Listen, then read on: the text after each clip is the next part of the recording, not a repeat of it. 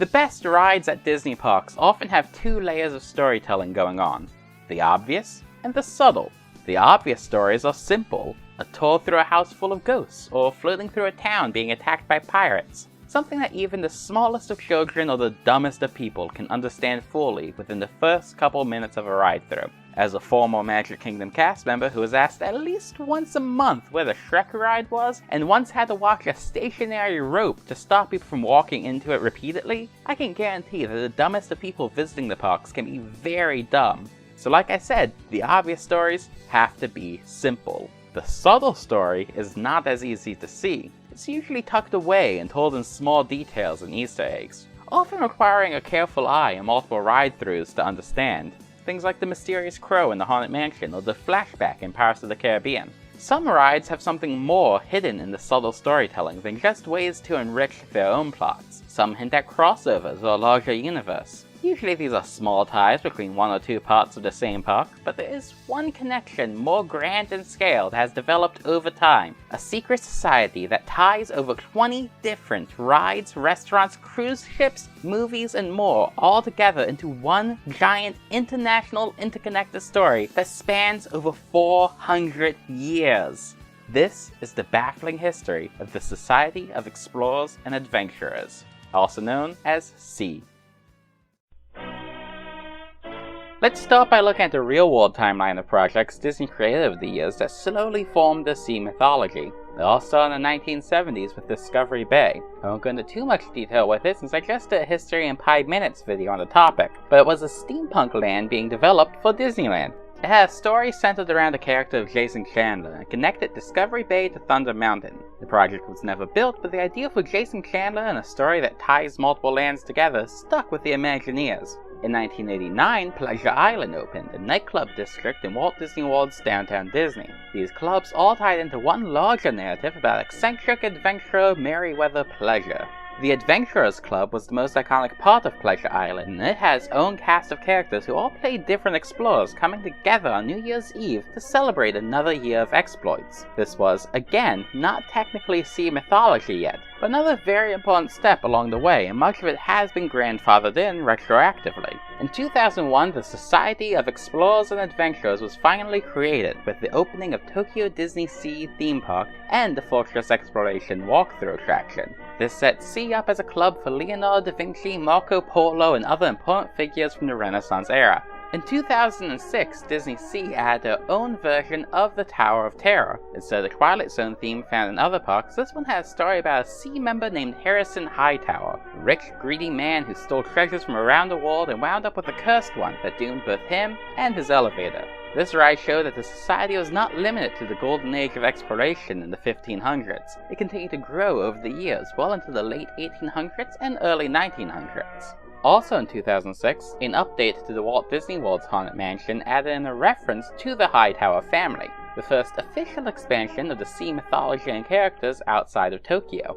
In 2013, the story really started to take off with the addition of Mystic Manor in Hong Kong Disneyland. This ride did a ton of world building for the golden age of the Society of Explorers and Adventurers, building off of what Tower of Terror started and setting up for adding more characters and stories to this world.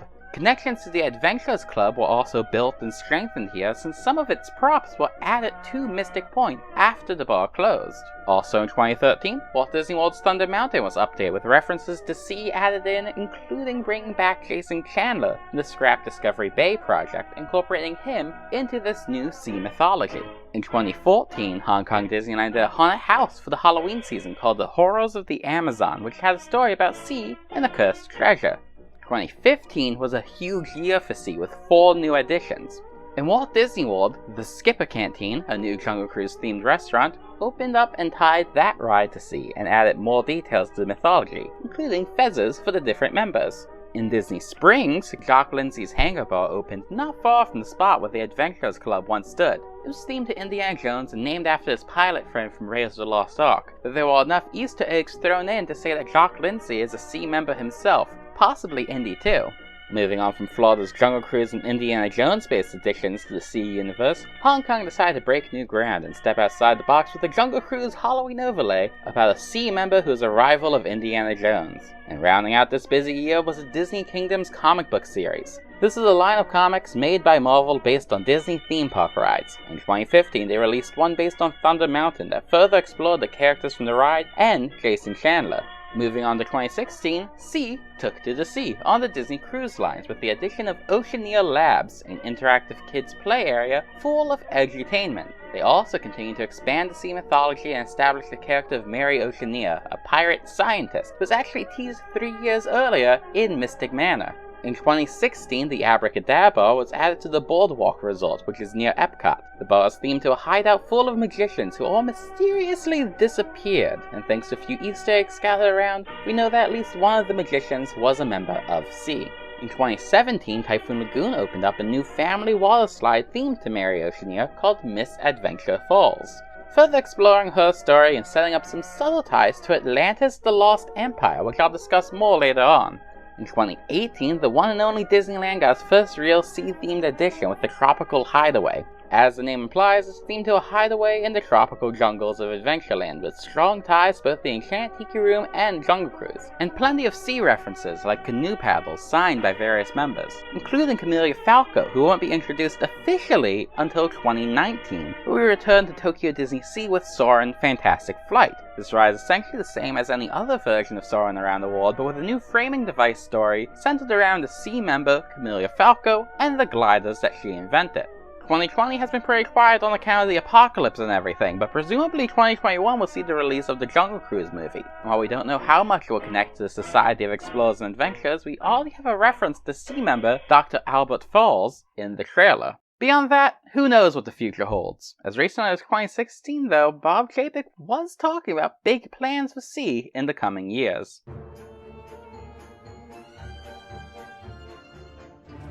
Now we have the real-world context established, let's take a look at the story that all these rides and restaurants have been building. In 1538, the Society of Explorers and Adventurers was founded in the fictional Italian town of Porto Paradiso by Leonardo da Vinci, Marco Polo, and Ferdinand Magellan. Consisting of scientists, explorers, researchers, artists, and other adventurous types from around the globe, S.E.A. was dedicated to the continued exploration of the world's oceans and exotic lands. Members pooled their resources and connected from around the globe at a time when that wasn't easy. The society was guided by 4 main principles: adventure, romance, discovery, and innovation. Its original mission statement was simple: we, the Society of Explorers and Adventurers, shall acquire knowledge through exploration. Over the years, as the blank edges of the map were filled in, the Society shifted its focus to treasure hunters and seekers of rare and unusual artifacts from around the globe, even expanding its mission statement. The mission of the Society of Explorers and Adventurers is to collect, conserve, and curate valuable cultural and artistic artifacts from around the world, and to make them available to the public in an artistically pleasing and sensitive manner. It is furthermore the mission of the organization to equip and mount socio-cultural expeditions to discover, explore, chronicle, and protect the artistic achievements of human society, past and present, exalted and forgotten. It is under this mission statement that we enter the golden age of S.E.A. and the bulk of our timeline. In 1848, Barnabas T. Bullion started the Big Thunder Mountain Mining Company as a part of his quest for gold and other similarly shiny objects hidden in the mountains of the wild frontier.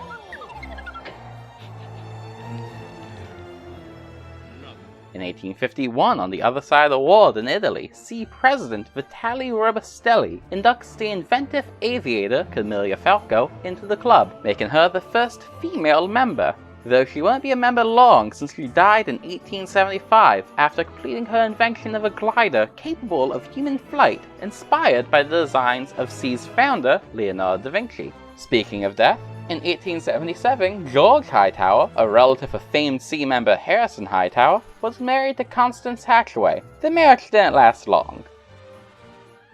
At some point, Jason Chandler went from being the secretary to Vitale Robustelli to succeeding him as club president. Chandler used his position in the 1880s to try to convince Barnabas T. Bullion to abandon his search for gold in the hills of Thunder Mountain, warning him of a curse that could cost Barnabas his life, or worse, his riches. Barnabas ignored Jason Chandler, and his mining operation has been beset by a string of natural disasters, bringing his business to the brink of ruin. In 1891, Dr. Albert Falls discovered the 8th wonder of the world, the backside of water.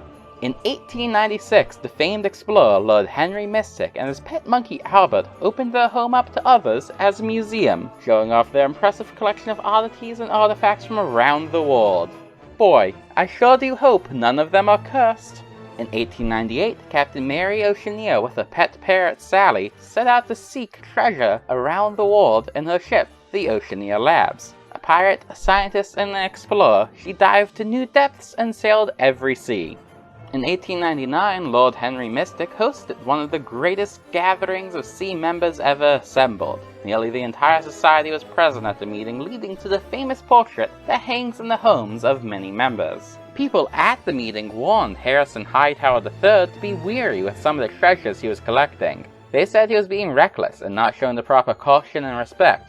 Unfortunately, he ignored their warnings. On New Year's Eve in 1899, Hightower was killed by the curse of the Shiriki Utunda idol, left to haunt the elevator shaft of the Hightower Hotel for all eternity.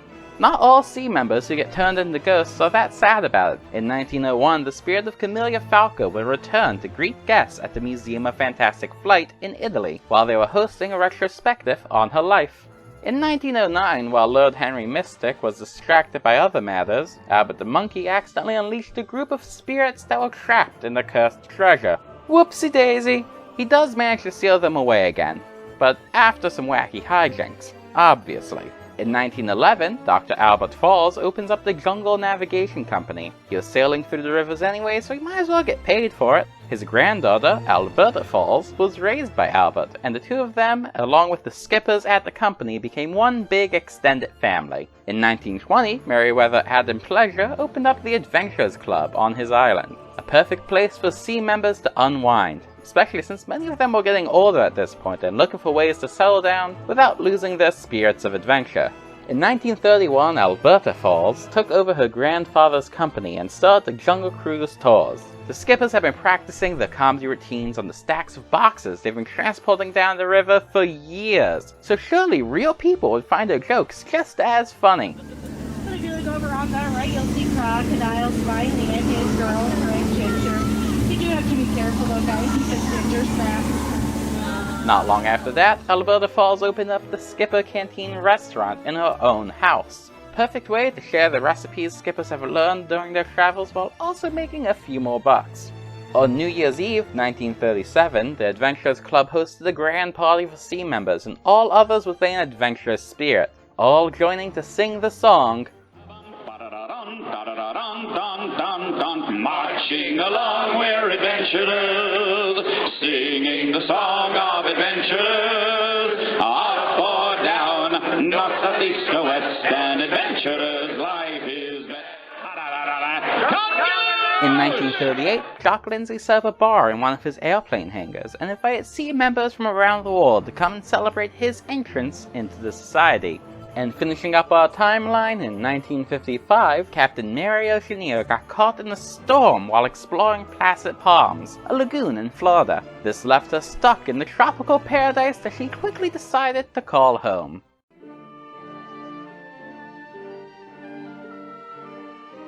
Now there are some events where we are unclear exactly how it fits into any timeline. For instance, we know that Jason Chandler took over as club president, but we don't know when. Or what happened to Vitaly Robustelli? Just that happened at some point between Camelia Falco joining the society in 1851 and the events of Thunder Mountain in the 1880s. We also don't know why in his letter to Barnabas T. Boyan, Jason Chandler signed it as a founding member of SEA. Is that to imply that he's somehow immortal and is just over 300 years old at this point? Because the SEA was founded in the 1500s by people from the Renaissance era. Or perhaps he was a founding member of a relaunch of the club in the early 1800s, and there was a gap between Da Vinci and Robustelli where SEA just didn't exist. We don't know exactly. We know from a couple references and small details in the Skipper Canteen that the Dreamfinder and Figment are both SEA members, or at least have close ties. We have no idea when their story takes place, or even which version of the characters it's supposed to be. Is it the classic ones from the original version of the ride? The heads of the Imagination Institute from the current version? The oddly attractive Leonardo DiCaprio version from the comics? It's all unclear so far. The storm at the heart of Typhoon Lagoon's story took place in 1955. Mary Oceaneer got caught in that storm, leading to the events of Misadventure Falls. But she started her journey in 1898 and appeared to be at least in her mid-20s back then, which means she'd still be out treasure hunting when she was about 80 years old. Not impossible, but a bit of a stretch. We've been focused pretty much only on characters from theme parks so far, but there have been a few movies that have been tied to sea through Easter eggs and references. We've already discussed the most obvious one, Indiana Jones. There's a couple connections to sea mythology from a couple of parks. It won't be surprising at all if we saw this connection referenced in the new movie that Disney is working on, possibly putting it in a shared universe with the Jungle Cruise movie. Through the Skipper Canteen, a few Jules Verne stories, like 20,000 Leagues Under the Sea and The Island on Top of the World, have been tied into this mythology, which makes sense since one of the earliest inspirations for the Society of Explorers and Adventurers was the never-built Discovery Bay, which would have featured rides based on these two movies. I mentioned earlier that Atlantis the Lost Empire had a connection to Misfortune Falls. If you look closely at Captain Oceaneer's diving bell, you can see Atlantean script, implying that she may have had some sort of run-in with the sunken city at some point. It translates to, "I come in peace." This isn't the only tie to Atlantis though. In the small library that houses the Kidcot station in the back of the UK Pavilion in Epcot, many of the books are the same featured in the Falls Family Collection in the Skipper Canteen, with the addition of a sea handbook alongside artwork from the movie. Strangest of all, if you look closely at the pictures hanging in the Bengal Barbecue restaurant in Disneyland, you can see a shot from the classic film, The African Queen, hanging on the wall, with a sea character edited in. Which means that this movie from 1951, starring Humphrey Bogart and Katharine Hepburn, is now a canon part of the Sea universe. It isn't quite as random as it may sound at first though, since this film was one of their primary inspirations for the Jungle Cruise. But that doesn't make it any less funny, seeing this cartoon monkey hanging out with the dude from Casablanca. There are so many connections and small stories woven throughout the mythology of the Society of Explorers and Adventurers, and more are added every year, all leading to a secret society that is exciting, creative, and at times, truly baffling. Thank you all for watching. I hope you enjoyed this video as much as I enjoyed making it. Links are in the description if you want to learn more. And now, I'm gonna play a backwards message to hypnotize you into subscribing. Bus.